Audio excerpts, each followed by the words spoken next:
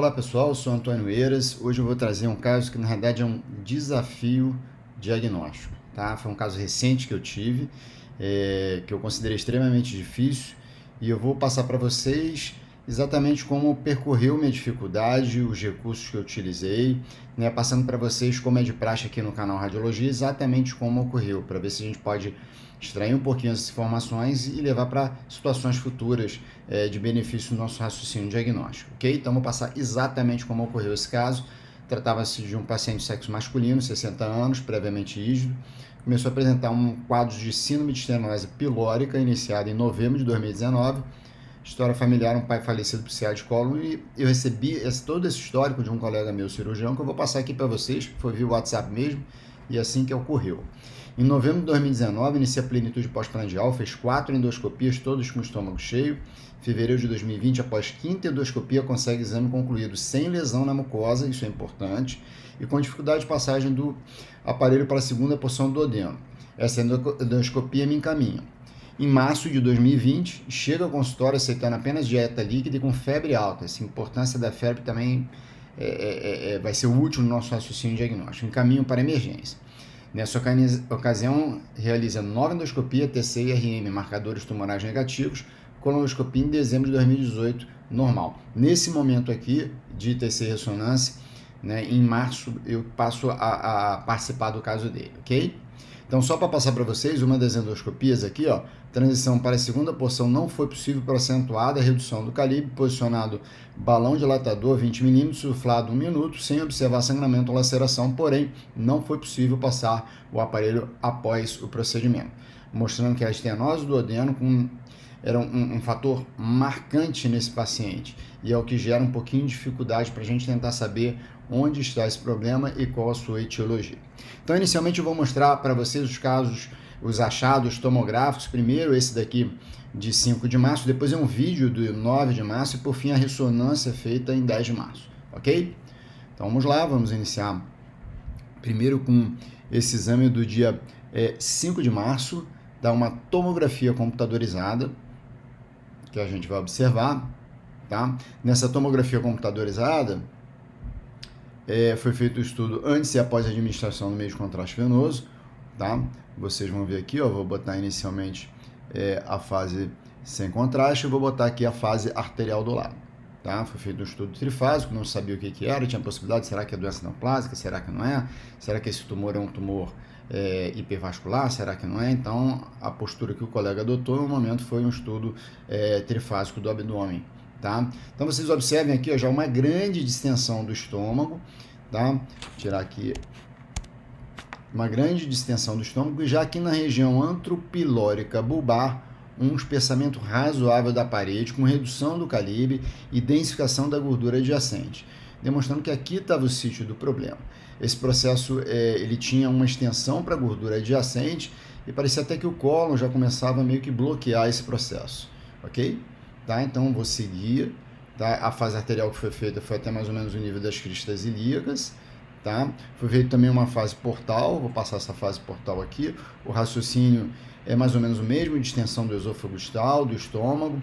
Quando a gente vai chegando para a região antropilórica, já começa, ó, um nítido espessamento parietal, tá? Com densificação da gordura adjacente, né? Queria que vocês observassem talvez umas imagens meio de adição ou cisca nessa projeção aqui, isso vai ser importante também para o diagnóstico diferencial, e um dado de algum grau de alteração inflamatória. Lembra que nesse momento, em dezembro, esse paciente apresentava um quadro febril associado, ok? O segundo exame que eu vou mostrar para vocês é um vídeo, na verdade foi um vídeo que eu passei para ele, foi quase que no pré-operatório desse paciente, da primeira cirurgia que ele foi submetido, que a gente começou a identificar meio que uma coleção, tá vendo? É uma tomografia em fase portal, a gente observa meio que uma coleção. E repare que não é uma coleção organizada, gente. A coleção organizada é necessário que ela esteja extremamente homogênea com paredes.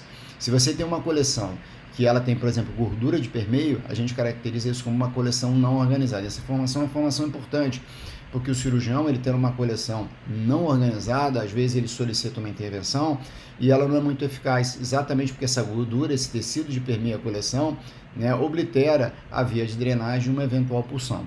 tá? Então, o ideal é de você puncionar coleções, são coleções organizadas no intuito de esvaziar a origem dessa coleção, ok? E em seguida, esse paciente também fez no dia seguinte um exame no dia 10 de ressonância magnética, tá? Então, essa ressonância magnética eu quero mostrar aqui para vocês, vou iniciar com a ponderação T2, tá? Essa ponderação T2 a gente fez tanto no plano axial quanto coronal, são sequências de tiro curto. Normalmente eu inicio o exame com essa sequência, então vou mostrar para vocês tanto o plano coronal quanto o plano axial, são excelentes sequências para a gente ter uma noção anatômica do que está ocorrendo com o paciente, tá? Vou dar uma clareada aqui e a gente vai observar, né, o estômago já distendido, né, não tão distendido, esse paciente tinha até então passado sonda nasogástrica, ele retirou a sonda de um exame para o outro, e a gente começava a observar, né, aquela confusão que tinha na gordura, né, adjacente à região antropilórica bulbar, que tinha parede espessa. No plano axial, vocês observam, ó, uma inflamação, talvez até uma coleção aqui um pouco mais organizada que no dia 5, com densificação da gordura adjacente. Nítido espessamento da parede antropilórica bulbar e, de novo, ó, parece que tinham umas imagens císticas, talvez, né? Tanto aqui no plano axial, tá? Quanto no plano coronal, ok? Tá? Um dado interessante desse paciente, eu vou passar aqui para vocês, e que inicialmente me confundiu um pouco, mas depois eu tive que bancar essa informação, que eu achei que essa área de possível coleção, né, entre o estômago, duodeno e o cólon, ela tinha um certo grau de difusão restrita, tá? Ela tem uma restrição restrita considerável. Então eu estou colocando aqui no meu lado, desse lado aqui esquerdo, a ponderação e difusão, e desse lado direito um mapa de ADC. Então eu vou direto já para o maior valor de B da minha difusão, tá? Então eu estou no maior valor de B, no caso aqui a gente obteve o maior valor de B com 800, e observe que tem uma ampla, um significativo hipersinal no maior valor de B, com baixo sinal no mapa de ADC, né? Que no contexto do paciente que tem um processo infeccioso, tá? E uma suspeita de coleção, a gente tem que pensar que essa coleção está infectada, então difusão restrita num ambiente liquefeito, principal causa é pus, tá? Eventualmente o sangue pode ocasionar isso, tá? Só que só para passar para vocês, na ponderação T1 FAT7, que também é importante para a nossa análise, não havia uma ideia de sangramento, né? Não tinha aquele persinal de sangramento, tá? Só também para vocês terem uma ideia, o estudo pós-contraste, vou mostrar aqui para vocês, corroborava a ideia de uma área meio liquefeita, não tão organizada, porém liquefeita, ok? Tá? Então tá aqui, ó, a área meio liquefeita, com mais septações, tá? Sugerindo no contexto de difusão restrita a possibilidade depois. Então a gente passou essas informações para ele, tá? E ele não teve outra opção a não ser evoluir para a cirurgia, tá? Então a ressonância sugeria a coleção abdominal, ele é operado por vídeo, realizado biópsia, não foi encontrada a coleção. Até hoje eu discuto com ele, eu achava que tinha coleção, ele falou na cirurgia que não tinha, mas iniciou a antibiótica terapia e teve alta 20 dias depois, ok? A hipótese diagnóstica na época era perfuração por corpo estranho ou doença péptica, ele mostrou, inclusive, no meio da cirurgia ele me mandou esse vídeo, tá?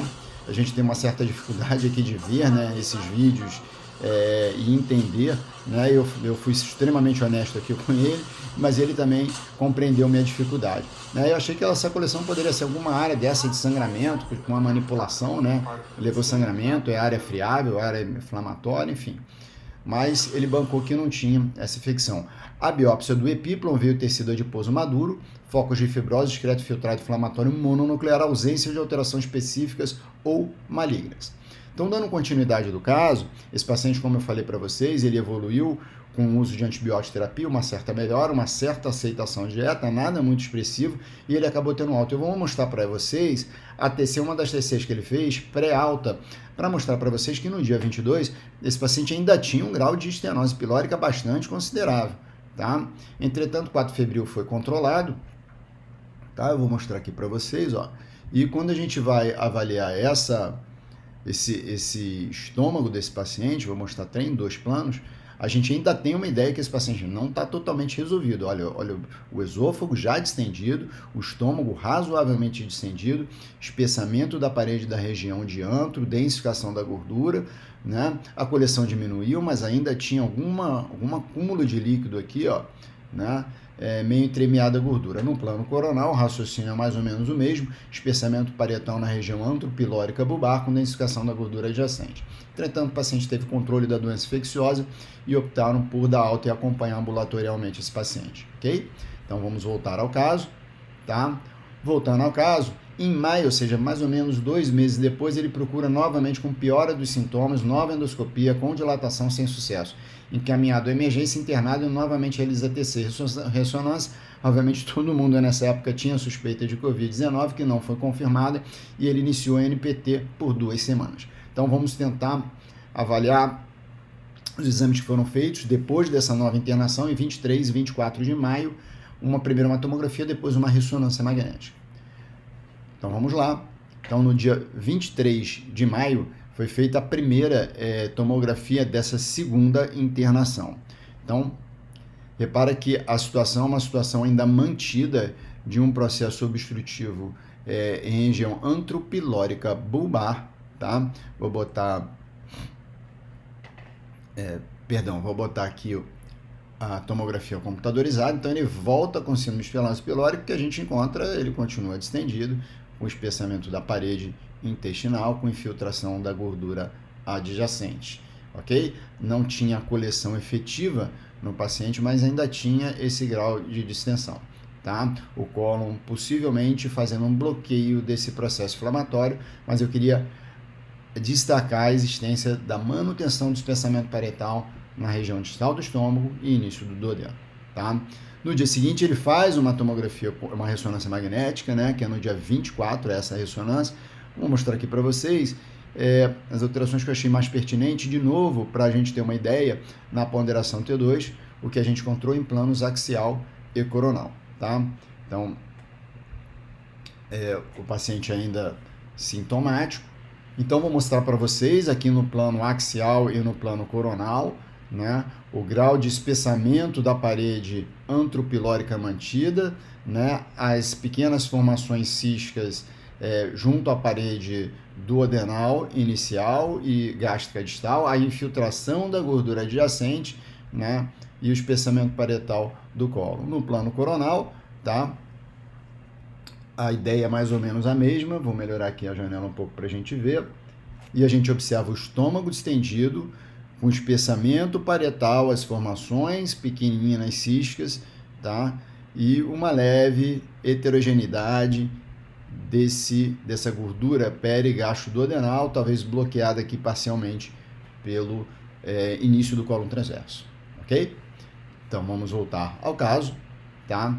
E voltando ao caso, eu queria lançar as hipóteses diagnósticas que eu, durante toda essa evolução, pensei para esse paciente, tá?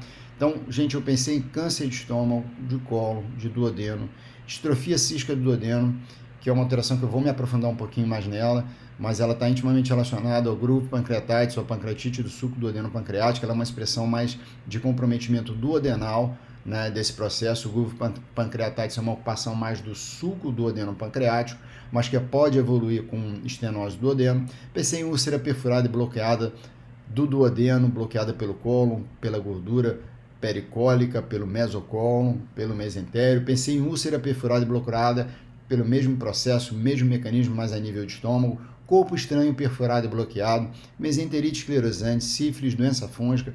Foi assim, realmente uma pleiade de opções diagnósticas que a gente pensou, e para vocês verem, de todas essas aqui, nenhuma fechou o diagnóstico desse paciente, ou seja, nenhuma dessas hipóteses fosse uma múltipla escolha. Com todas as hipóteses eu não teria acertado nenhuma, e se fosse uma prova ninguém teria acertado. Então, esse paciente acabou sendo operado em junho de 2020, foi uma laparotomia exploratória e tinha uma tumoração entre estômago, cólon transverso duodeno e cápsula pancreática com carcinomatose, né, em alça de Delgado. Foi realizada a ressecção peça em bloco, gastrectomia parcial, hemicolectomia direita alargada, né, com uma duodectomia proximal. O paciente teve uma boa evolução. No 10º dia ele foi, de pós-operatório, ele teve um quadro de extensão abdominal, né, ele tinha algumas aderências, algum sangramento também intracavitário, mas tudo se evoluiu satisfatoriamente. Bom, então, em resumo, era isso, né? Um paciente masculino, 60 anos, síndrome de estenose pilórica, arrastada desde novembro de 2019, com uma estenose no duodeno, na transição gastro-duodenal, sem causa definida, endoscopia e colono com as mucosas normais, biópsia cirúrgica do epíplo sem célula neoplásica e a última cirurgia, um aspecto de lesão tumoral, envolvendo estômago, duodeno e cólon direito, tá? Então, qual foi o resultado histopatológico? Foi um adenocarcinoma comprometendo o tecido conjuntivo denso. Representou uma lesão extrínseca, comprometendo toda a espessura da parede gástrica e do cólon transverso até a submucosa, ou seja, esse adenocarcinoma não era nem gastroduodenal e não era colônico, ele não nascia da mucosa, o adenocarcinoma é um tumor de mucosa, ele vinha de fora e até a submucosa.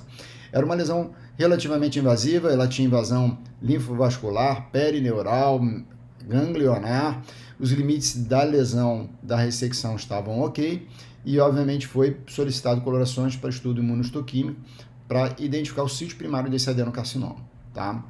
E o sítio desse adenocarcinoma no estudo imunohistoquímico era de trato pancreatobiliar, tá? E olhem esse artigo aqui que a gente colheu na literatura, adenocarcinoma originando-se de pâncreas ectópico no duodeno, que tem que ser pensado sempre nessa etiologia, sempre deve ser considerada quando o processo substitutivo é identificado no duodeno e você não tem uma causa específica para isso, ok? Então, o diagnóstico final desse paciente ficou como um adenocarcinoma de um pâncreas ectópico localizado na transição gastroduodenal. Vamos entender melhor o que vem a ser isso. Então, esse é um artigo bem legal da Radiographics, de opções aí de pâncreas heterotópico. As localizações mais comuns desse pâncreas heterotópico são estômago, geralmente parede posterior da região antral, duodeno, né, principalmente primeiro e início de segunda porção, e jejum proximal. Sob o ponto de vista de imagem, na ressonância T1 com FET7, a gente pode, por muitas das vezes, identificar essa alteração, entretanto, quando ela é muito pequena, né, o diagnóstico vai ficar a cabo de ecoendoscopia com correlação histopatológica. Tá? E entendo que tudo que ocorre no pâncreas normal, doenças inflamatórias, infecciosas e neoplásicas, podem ocorrer também no pâncreas heterotópico. Nesse pâncreas fora do seu local, um pâncreas ectópico, ele pode ter pancreatite, ele pode ter processo tumoral, como a gente observou aqui no caso do nosso paciente. Lembrar que o pâncreas, gente, embriologicamente, ele tem origens distintas em relação ao duodeno, né? O pâncreas dorsal, que vai formar o corpo e cauda, se origina junto à concavidade duodenal, e o pâncreas ventral, ele se origina na convexidade duodenal, ele vai dar origem à cabeça e ao processo succinado. Durante a embriologia, 8ª, 9ª, até 12ª semana, esse pâncreas ventral, ele migra do que vai ser a convexidade para a concavidade, ele se une. Nesse processo de migração, ele pode deixar células, tecido, ao longo do duodeno, tá? Uma das clássicas, né, defeitos aí de migração do duodeno é o próprio pâncreas anular, né? O pâncreas anular, ele é um exemplo aqui, ele está envolvendo um exemplo do meu arquivo, o duodeno. Aqui é um outro paciente com pâncreas anular, e nesse mesmo paciente, ele tinha um foco de pâncreas ectópico ao nível da parede do duodeno, exatamente como o nosso paciente. Só que no nosso paciente, do caso, esse componente aqui desenvolveu um processo tumoral tipo adenocarcinoma, tá?